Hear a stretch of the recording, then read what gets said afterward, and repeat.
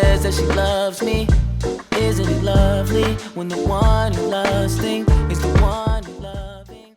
He's fast becoming one of my favorite people. He's so chill with it. Like he evokes this energy, this exuberance around math, which tends to make me a little paralyzed. Except I found my jam in the word problems, and who knew? I'm really good at the word problems.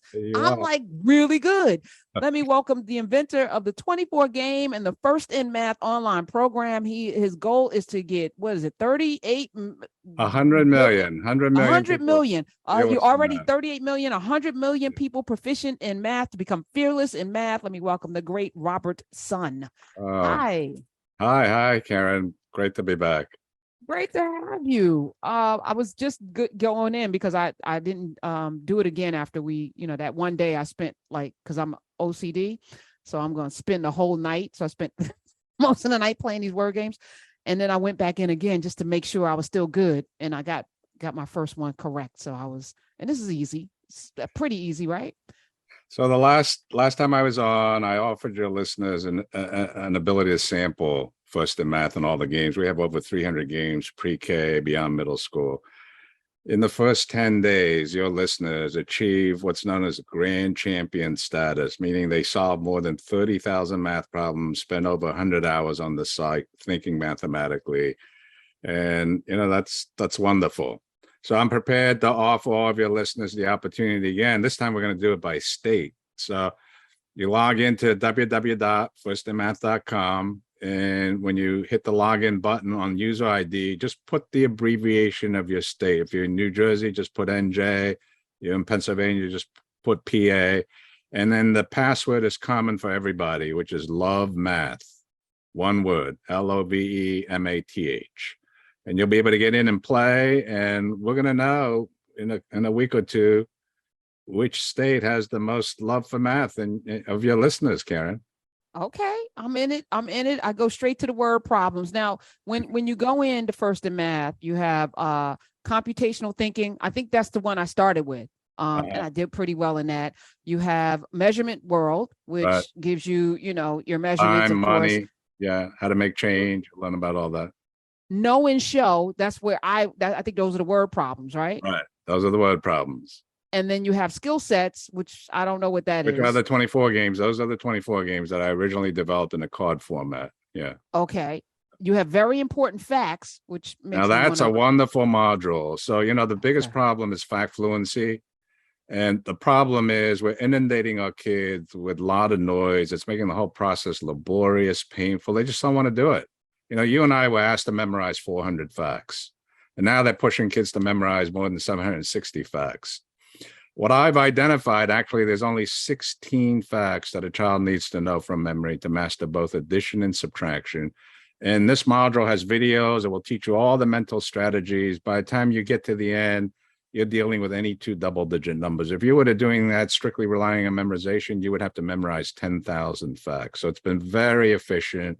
We have school districts that are getting 80% of all their kids by the end of third grade nailing this thing. So that's a interesting module for you to check out. Okay, I'm definitely gonna do that. And how is that different from just the facts? The just the facts is just a pre-test. Most schools will give you a 5-minute 100 facts, very basic, but teachers will never have to check another worksheet again. It's all done digitally. We'll give you assessments of exactly how your class stands, how your school stands, but it still deals with single digits. The very important facts takes you way beyond basic fact fluency. So. Okay. Now I'm going to go into computational thinking, and because I feel like that's something I may want to do. You got chess coding on here, which I think is really important. Yeah, that brings in coding. Yeah. Factor wheels, zeros up, coding. So for everyone, and let me just be transparent, I am looking to put together a mastermind coding team to build a bunch of stuff, especially, a platform that we can own and control. I'm looking at server farms and, building out that because, I want to be at Jeff Bezos's mercy. No, I think we need to have our own thing. So in putting this together, I'm gonna go into numbers misfits. Okay. okay, misfits So whole you got number. three bars. You got three bars. You're seeing three bars, right? Each bar, there's a Yep. pattern in there. Once the pattern's established, we go in and grab random icons and we shuffle them around. And those become what we call the misfits. They don't belong in that pattern. So when you look at the first bar, there's going to be some icons in there that just do not belong in that pattern. You need to swap it with the ones that do, that will complete the pattern. But this is not the drag and drop version. We have one, you can just click it, drag it, swap it. Here you have to actually code. And you code by specifying the coordinates. You see how underneath there's letters, A, B, C, D going across? That's the column, okay? And then going vertically, you have numbers. That's the row, 1, 2, 3. So if you want to swap one icon with another, you got to specify the coordinate of that cell. So you click B2, you swap it with F3, and our servers automatically execute your language. So the beauty of coding is you're required to think many steps ahead, keep track of all the moves mentally without getting confused. This is the real power of coding. You know, I'm reading articles now. A headline is, teaching kids to code is as useful as teaching them ancient Greek, because the way the world is moving, you can build an entire web page without coding at all. And especially with AI coming in now, coding is always going to be very important, but it's going to be a few people that really get deep into the weeds. Most of the people, but the important thing is the thinking process. So our coding is what we call click and code. There's no language you have to learn, but the benefit of the thinking, of keeping track, multiple moves, all that is maintained. That's the beauty of those CT World games. Yes, I immediately, because I don't consider myself a coder. I think the first thing, in addition to the word problems, I went into the misfits, the shape misfit, misfit. What is it? NEWB, which is for what? That's what called is a that noob. That means that's the easier. It's noob. You're starting off easy. Yeah, I start off easy, and then you I go got into the 100%. elite, and then we have epic misfits. That's really hard. It's probably the toughest game we have. Okay, I see it. But But all I of did your really listeners well. can sample this. They just log in with their state, and boom, they're in. So I have a question that's a bit broader. Sure. I'm really just floored by your mission, right? Of approaching 100 million people and having them fearless in math. So because I'm a literary scholar and a humanist, I wanted to ask you, ever since I heard you speaking last time, about how do you think about the fearlessness component? Like, it feels to me like what you're invested in is both about skills and math, but also about the way that you described it as math as a language, and the problem solving that you're giving us tools for. So I wondered if you would just speak with us a little bit more about how you see the work that you're doing as approaching the entire human, right? Like the fact that you're roping in 100 million people is because you're approaching them as humans. So I just wanted you to talk a bit more about that. So I was trained as an engineer. During all the years I worked as an engineer, my daily routine was solving problems every single day. I've worked with millions of kids in the past 30 years in math. And what I found is when a mind is anxious or fearful, it cannot solve the simplest of problems. And, so if we want to move the needle in math, the first task is to ease the anxiety. Now, why are children anxious about math? Well, the reason they're anxious is because they know they're unprepared. And the reason they're unprepared is they have not practiced. And the reason they have not practiced, it's not because they're lazy. It's because they have not received immediate feedback to make that practice meaningful. Now, kids practice sports, they practice music because our physical senses give us that immediate feedback. So you're constantly learning, you stay engaged. We don't have such a thing for math. So if I ask you to practice shooting foul shots in basketball, you're at the line ready to go, I take away your feedback. I put a blindfold, I put earplugs, you shoot that ball, can't see where the ball goes. Now, you're not going to stand there and do that activity for any length of time, because without any feedback, it quickly becomes a meaningless, boring activity. And we've essentially been asking children to master mathematics with a blindfold on. When the internet came along, I understood that the real power is we finally had the ability to offer children immediate feedback. And if you do it without judgment, you make it engaging, through games. Kids love to practice math because prior to the internet, the only way a child could get immediate feedback was to work with another person, teacher, parent, sibling, tutors. But anytime we have to perform in front of another, our mind gets anxious. We're worried about making mistakes, being judged, being criticized. This is why public speaking is so fearful for a lot of people. By offering non-judgmental, so students have solved more than 29 billion mathematics problem on First in Math. 47% of that activity occurs outside of school. And that's the key, is allow them to practice, self-directed practice, and go as high as they want. There's no judgment. You know, my observation, and my story is I immigrated to this country at 9 years old. I found myself in 5th grade in West Philadelphia, didn't know the language, being teased mercilessly by my peers. But shortly, the same kids were teasing me started to come to me for help with math. And that was when I realized that math had power, and the power of math transcends cultures. How many languages do you think has been created and used throughout human history? I'm curious to see what you think. Karen, Dr. Mitchell, what do you think? Just millions. I think millions of languages, as many as humans throughout time. Throughout time. Right. No, and we landed on these languages. I think there's like on the continent of Africa right now, there are thousands of languages, at least hundreds of languages, right? In Nigeria alone, there's at least dozens of languages in Nigeria alone. I think New York State, there's 800 languages spoken. There we go. That's all I'm saying. Well, what linguists estimate, there's been 31,000 languages used throughout human history. Wow. Okay. There's only been one language that's been common to everybody, and that's mathematics. So you get good at math, you're able to connect with humans, not only in the past and the present and the future. It's a common language for all of us.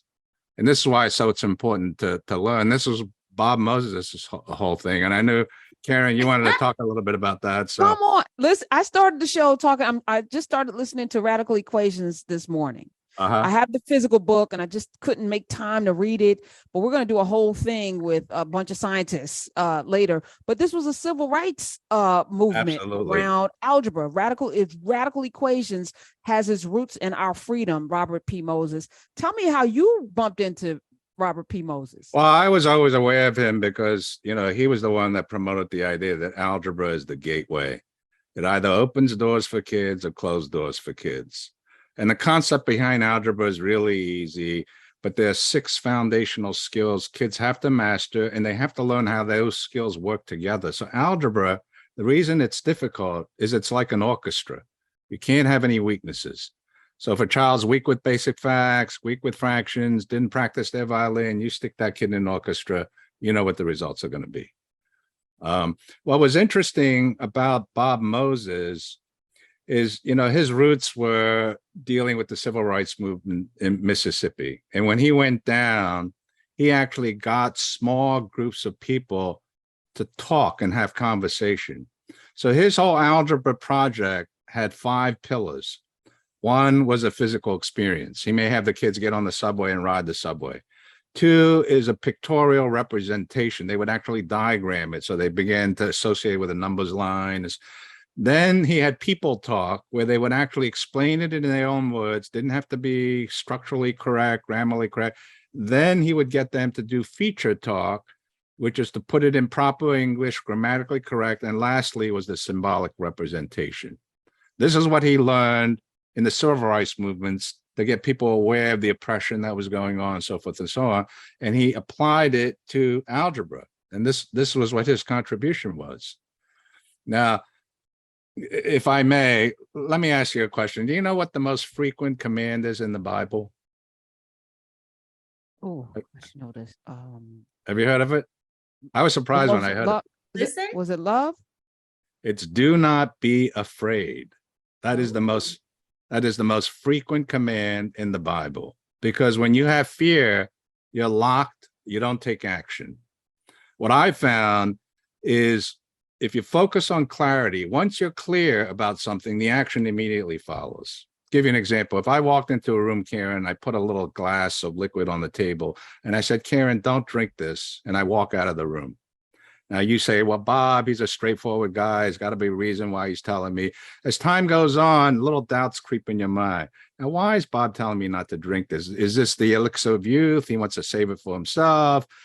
But if you knew that in that glass was arsenic, the action is immediate. You know exactly what to do. Okay. So clarity, and what I feel that Bob Moses did when in the civil rights movement was to build clarity among small groups of people by then to talk about the issues, feel confident. And when they have the clarity, they take action. Without action, there's no results.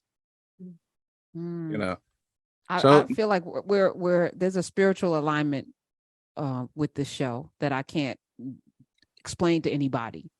Like when the mic opens, I don't really know what's going to happen. Of course, I have stories and stuff that I want to talk about.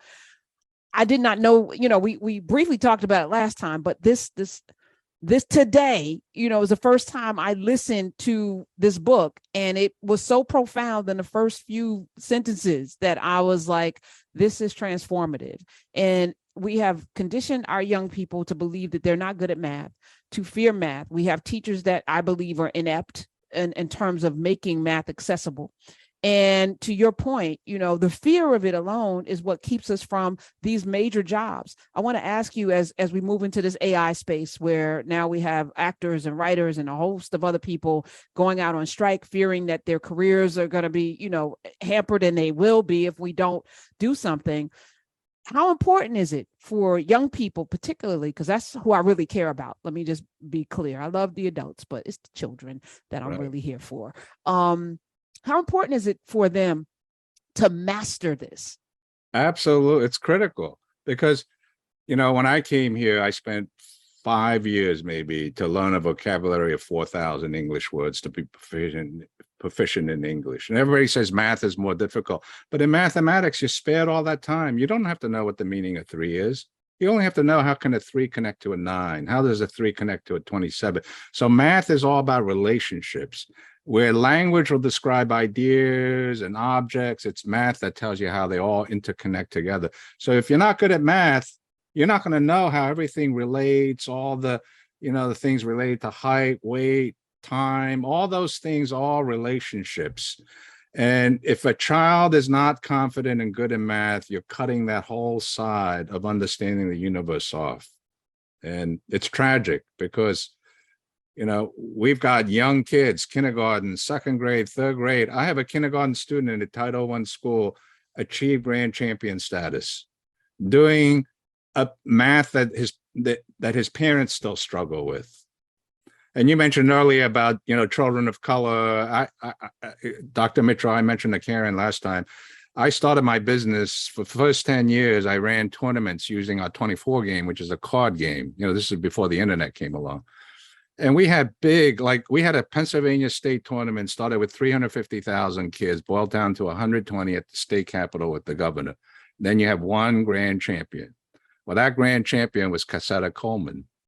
What I experienced in 10 years is the largest group of grand champions in all the tournaments we ran were Black girls. Mm-hmm. And my speculation is at that level, the mental abilities, quickness of mind, seeing, all that was all there. No matter what color you were, whatever, they were all there for these kids. What the Black girls had was that inner steely core of resolve that when they're at that table, there's 3 TV cameras, the governor's there, they knew what they had to do and they delivered because they stayed focused. Now, if I were on a space capsule going up to Mars and somebody was manning the controls, I want somebody who has that kind of focus. Yeah. So there are a lot. I view myself as an inner city kid because my formative years were spent on the streets of West Philly. All children, but particular urban kids, have a burning desire to prove themselves. They just don't have the vehicle for it. My mother didn't have the money to send me to swimming and racing and lacrosse. And, I found mechanism on the streets to do all of that. But you give them a vehicle and they will put so much energy, they're not distracted. And if they see improvement in their skills, that's what they're going to do. And it's amazing how high they reach. So sorry, Dr. Mitra, you. No, it's just that you just hit on a tension that I wanted to hear you talk about, because part of what I found so powerful about listening to you last time you were with Karen is that you were emphasizing how math is about relationships. And then you were emphasizing how often the human connection of practicing with a tutor came with judgment. So Right. I wondered what you would say about the relationship between human connection and possible judgment, and the way that AI can potentially take away that judgment, and the way that your games have created it. Am I making a conflation when I say AI and your games? Like, Well, I just want to know more about how you think about AI in well, relationship. we have games now that remove fear because we give kids immediate feedback. You know, there's no judgment. It gives them an opportunity to do self-directed practice. It's like me when I learned to play tennis. I could go to a back wall and just keep slamming at the back wall. I didn't have to worry about somebody telling you, oh, you're not doing it right. You should be doing it this way, that way.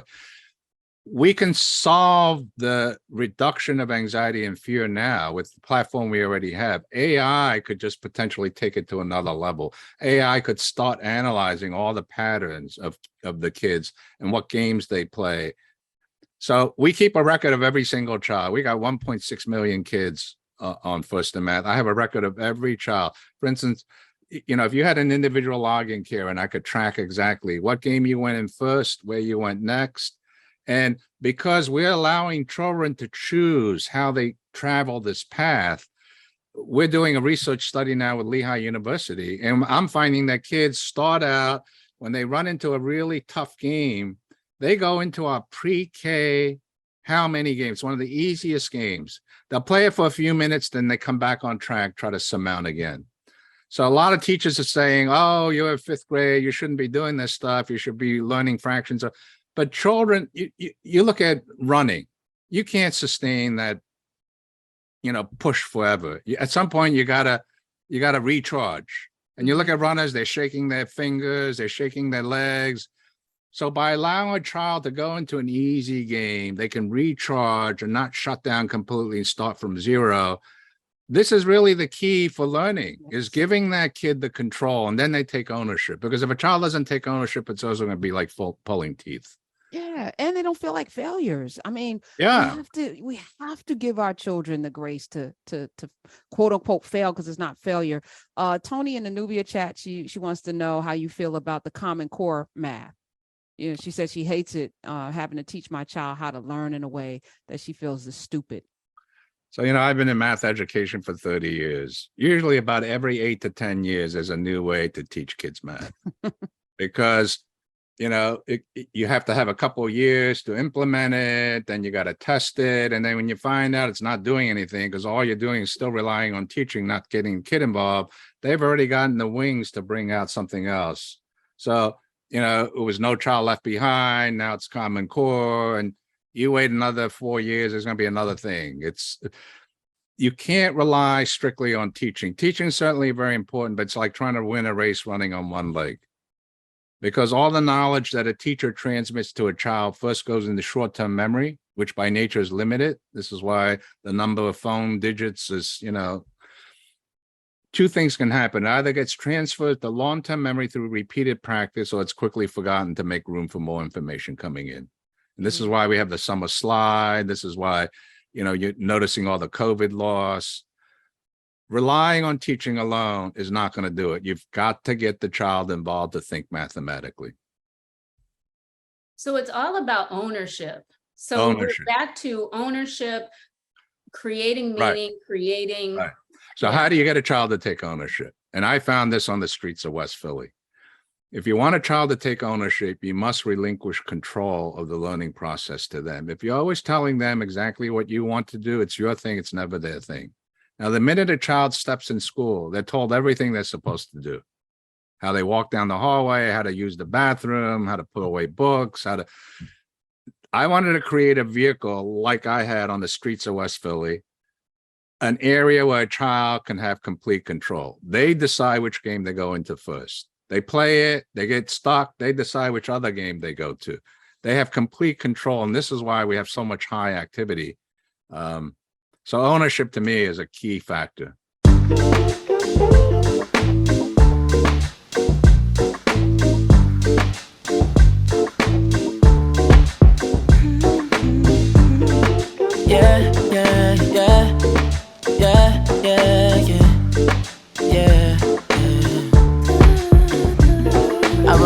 through her hair as she smiles and says that she loves me. Isn't it lovely when the one you're lusting is the one